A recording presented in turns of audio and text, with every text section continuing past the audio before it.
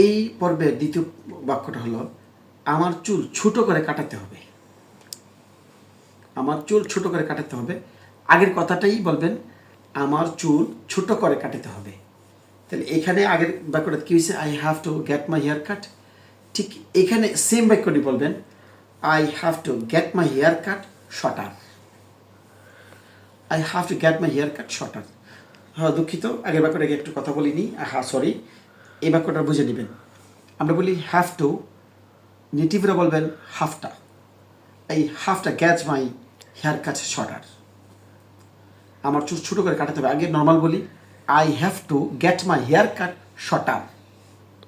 Short short বলি না, shorter. এটাকে I have to get my hair cut shorter.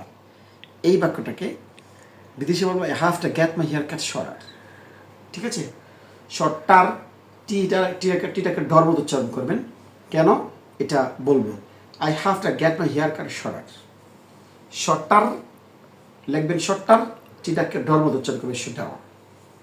I have to get my hair cut shorter. শিখেছেন? চলুন সামনে যাই।